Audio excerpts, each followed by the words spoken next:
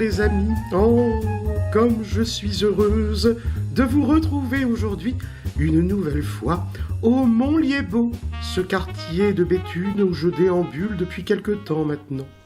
Et aujourd'hui, je vous emmène... Oh, avant toute chose, n'oubliez pas de vous abonner. Il faut mettre un pouce bleu et activer la cloche. Voilà, c'est fait. Oui, je vous disais que je vous emmène à la Rotonde de Béthune. C'est très connu à Béthune. Aujourd'hui, c'est un centre commercial. Mais à l'origine, ça servait à la SNCF. Et oui, c'est un bâtiment d'entreposage des locomotives qui était organisé autour d'un pont tournant. C'est la vraie définition. Il y a plein de gens qui viennent ici. Ça me rappelle d'ailleurs ces vers de Joachim du Bellay. Et qui sait si les cieux referont point leur tour, puisque tant de seigneurs nous voyons chacun jour bâtir sur la rotonde et sur le Colisée.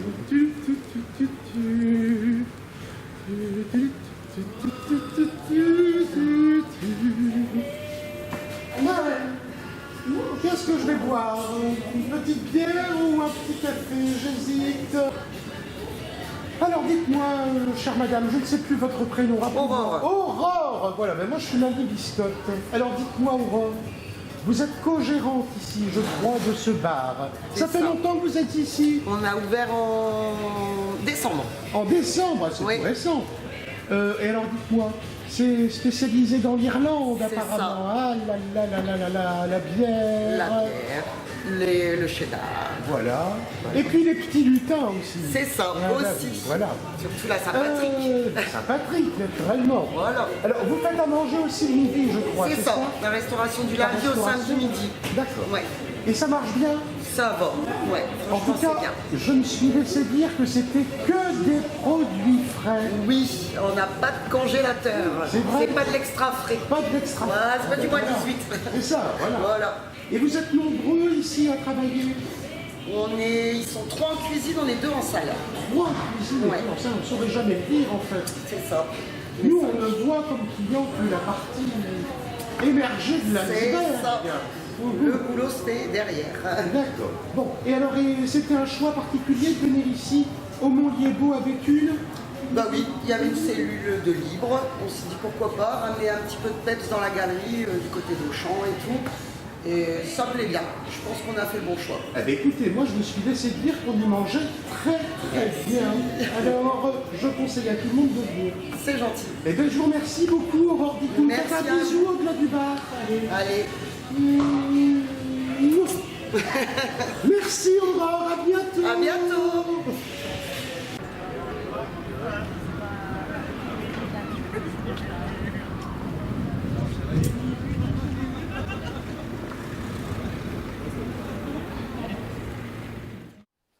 Bonjour, monsieur le vice-président du musée du pesage. Vous êtes Richard Dibiac. Dibiac. Alors, comment ça va, Richard? Ben, ça va très bien, Ça va bien? Alors, vous êtes retraité. bien sûr. Vous étiez employé ici, à Béthune, chez Testu, c'est ça? Pendant une dizaine d'années. Pendant une dizaine d'années. Parce que, en fait, à Béthune, depuis le début du XXe siècle, 1906-1907, on fait de l'horlogerie. Oui, Et on fait du pesage. aussi, oui. Aussi. Alors, comment, en quelques mots, est venu le fait qu'on fasse cette activité, qu'on commence cette activité à Béthune? Alors, commencer cette activité du pesage à Béthune, il y avait un besoin pour tout ce qui est monde industriel, pour effectuer des pesées Mais oui, dans toutes les industries textiles, minière. et tout. Et la société fabriquait principalement des instruments de pesage de forte portée. Donc, on pouvait par exemple peser des locomotives, je crois. Ah, Je dis ça parce qu'il y a la gare à Oui, Béthune. mais on a fabriqué des balances pour peser déjà les bagages. Oui, ah bah oui, qui- c'est important pour ça. charger les camions. Et ensuite aussi pour peser des locomotives ou des camions. wagons remplis de charbon, de blé. C'était la spécialité en fait ici, Oui, le pesage industriel. du pesage industriel. Oui. Et donc, ça a duré comme ça pendant à peu près tout le XXe siècle et ça s'est Oui. terminé finalement il y a peu de temps. Oui, alors ça s'est terminé en 2023 Par contre, ce qu'il faut rappeler, c'est qu'en 1970, Oui. la société Testu, qui était située à Corbeil, a déménagé son usine de fabrication à Béthune. À Béthune.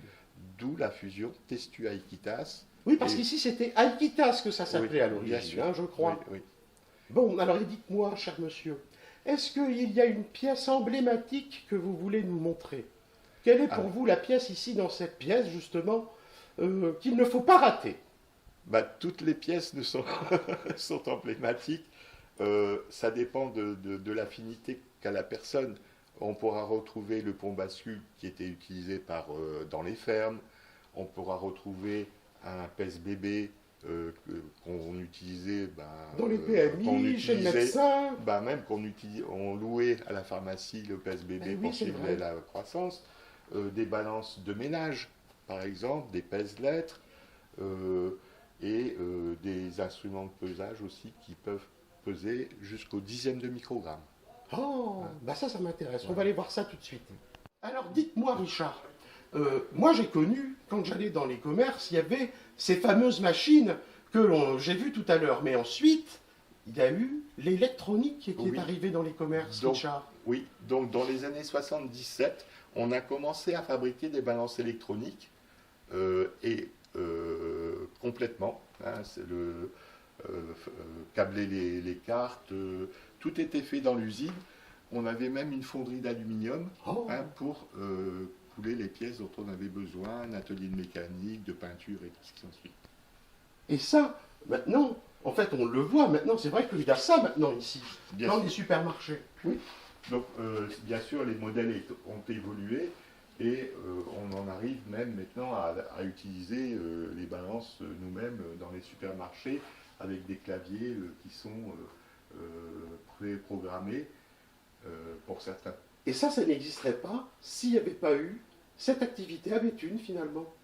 Évidemment, on a rayonné dans le Béthunois, mais aussi Au-delà. Testu avait plusieurs agences réparties dans toute la France hein, et qui donc ont retrouvé même à l'étranger des balances Testu.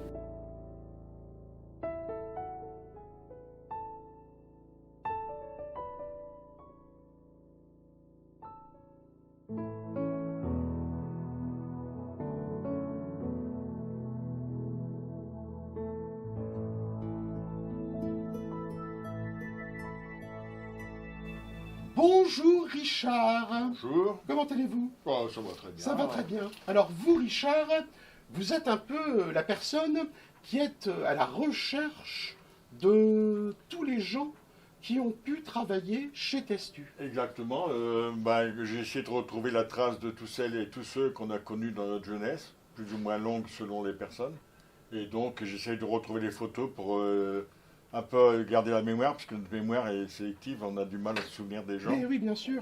Mais alors dites-moi, il y a combien il y a de gens qui sont affichés sur ce trombinoscope? Alors là, il y a pour l'instant un peu plus de 1000 photos, 1000 photos. dont certaines personnes sont deux fois, parce que j'ai une photo de l'époque où ils travaillaient dans l'entreprise, et une photo quand ils sont actuellement, quand j'ai le choix d'avoir les deux photos, sinon c'est l'une ou l'autre. Quelque part, c'est vous qui savez exactement combien il y a d'adhérents dans l'association. C'est surtout, on essaye de retrouver la trace. Il y a des gens qui malheureusement sont décédés depuis quelques années, donc Eh oui. on a quand même les traces. Mais comme notre cerveau a tendance, plus les années passent, à oublier les visages, eh bien c'est toujours agréable de revoir les visages des gens avec qui on a travaillé, quoi. Bien sûr. Alors dites-moi, vous êtes où, vous, sur la photo? Pas sur le Alors. trombinoscope? Là, je me suis mis à peu près, c'est même pas récent parce que maintenant je suis un peu plus âgé que ça. Et puis à l'époque où j'étais dans l'entreprise, je devais ressembler à ça vu que j'ai les photos comme ça, quoi. Ben, c'est bien, au moins on a celle au moment où vous avez commencé à travailler, pendant que vous travaillez, puis maintenant à la retraite. Tout à C'est fait, pas ouais. mal. Bon ben merci Richard. De rien, je vous en prie. Et puis vous venez quand vous voulez. Merci Richard. Ah bah, maintenant que je sais qu'il y a le musée du pesage et qu'il y a des gens aussi sympathiques, je peux vous dire que ce n'est pas tombé dans l'oreille d'un sourd. Au revoir. Donc, très bientôt Bonne journée, Richard, merci. bonne route. Bonjour Charlène, comment allez-vous? Bonjour, ça va et vous? Écoutez, ça va très bien. Je me présente, je m'appelle Mamie Biscotte, j'oublie Écoutez, on m'a dit à la Cabalère, la communauté d'agglomération Béthune, Bruay, Artois-Lys, Romanne, c'est bien ça, hein? C'est bien ça. Il y avait un service santé, on va dire. Oui. Et on m'a dit, si toi, Mamie Biscotte, tu vas au Montlier-Beau, il faut absolument que tu rencontres Charlène, qui est médiatrice santé de la Cabalère, mais qui intervient précisément au Montlier-Beau. Oui, c'est ça. Alors, qu'est-ce que vous faites de beau? Alors nous, notre mission principale, c'est d'aller vers les personnes. C'est compliqué d'aller vers elles? Compliqué, oui et non. Oui et non. Alors après, voilà. Principalement, quand on parle de la santé, quand même, c'est un sujet quand même... C'est toujours compliqué. Toujours compliqué. Il y a beaucoup de gens qui se soignent au Montlier-Beau, grâce à vous. On essaye de les raccrocher à un parcours de santé, mais ça reste quand même difficile. Le mieux, c'est peut-être que on déambule ensemble. Qu'est-ce que vous en pensez? Ah oui, pas de souci. On y va? On y va. Alors allons-y.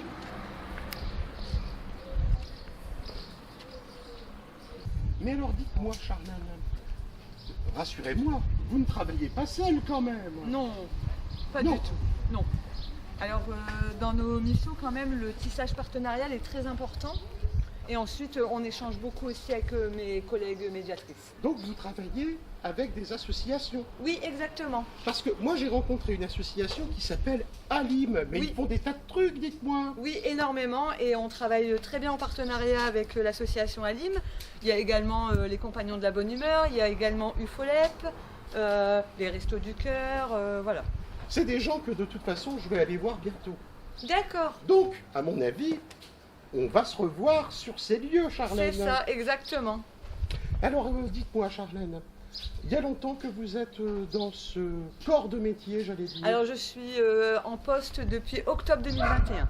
Vous avez toujours travaillé dans le domaine de la santé? Alors, avant d'être médiatrice santé, j'étais auxiliaire de vie. Donc, vous avez une connaissance déjà un peu de toutes ces problématiques. Oui, mais pour être médiatrice santé, on n'a pas besoin d'avoir de diplôme dans le milieu médical. On n'est pas médecin, on n'est pas infirmière, on fait vraiment que des orientations et de la sensibilisation. Mais vous, finalement, vous êtes rarement dans votre bureau. Oui. Vous êtes plus souvent ici, au milieu des gens, pour les inciter à entreprendre un parcours santé. Oui, c'est ça, exactement. Donc, vous leur dites quoi? Vous leur dites, il y aurait peut-être une possibilité d'aller voir tel ou tel médecin, vous les redirigez, vous les accompagnez. Donc on fait des orientations et des accompagnements.